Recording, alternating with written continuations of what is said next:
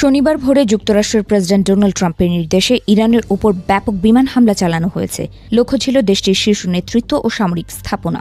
মার্কিন গণমাধ্যম the Washington পোস্টের এক প্রতিবেদনে বলা হয়েছে, মধ্যপ্রাচ্যে যুক্তরাষ্ট্রের দুই ঘনিষ্ঠ মিত্র সৌদি আরব ও ইসরায়েলের কয়েক সপ্তাহের জোরালো লবিংয়ের পর এই সিদ্ধান্ত নেন ট্রাম্প।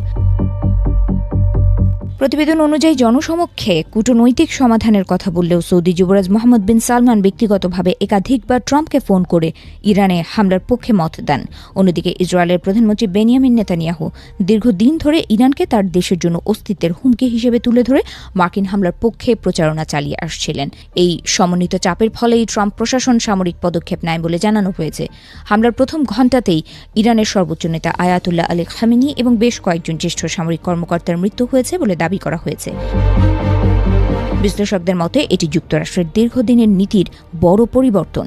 গত কয়েক দশক ধরে প্রায় ৯ কোটির বেশি জনসংখ্যার একটি দেশের সরকারকে সরাসরি ক্ষমতাচ্যুত করার মতো পূর্ণাঙ্গ সামরিক অভিযান থেকে বিরত ছিল ওয়াশিংটন।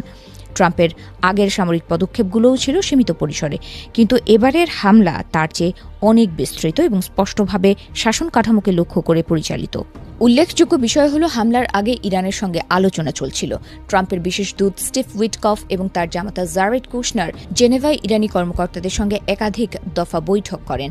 আলোচনার বিষয় ছিল ইরানের পারমাণবিক ও ক্ষেপণাস্ত্র কর্মসূচি। তবে মার্কিন কর্মকর্তাদের দাবি, ইরান আলোচনায় টালবাহানা করছিল।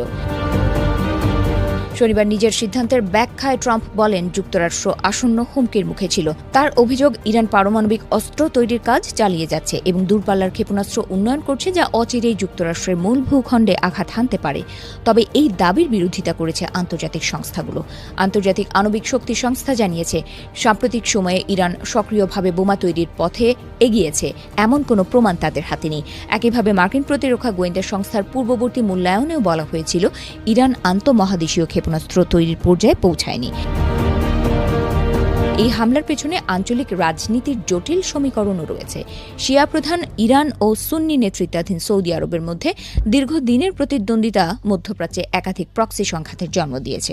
সৌদি নেতৃত্ব একদিকে তাদের তেল স্থাপনাগুলোর নিরাপত্তা নিয়ে উদ্বিগ্ন, অন্যদিকে তারা তেহরানকে আঞ্চলিক প্রতিদ্বন্দ্বী হিসেবে দুর্বল দেখতে চায়।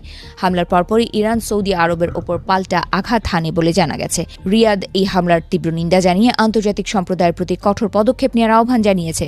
নিজের ভাষণে ট্রাম্প ১৯৭৯ সালের ইরান বিপ্লবের প্রসঙ্গ টেনে বলেন, তেহরানে মার্কিন দূতাবাসে জিম্মি সংকট, লেবাননে মার্কিন ব্যারাকে বোমা হামলা এবং ইয়েমেনে মার্কিন নৌজাহাজে আক্রমণের মতো ঘটনাগুলোর প্রতিশোধ হিসেবেই এই পদক্ষেপ নেওয়া হয়েছে।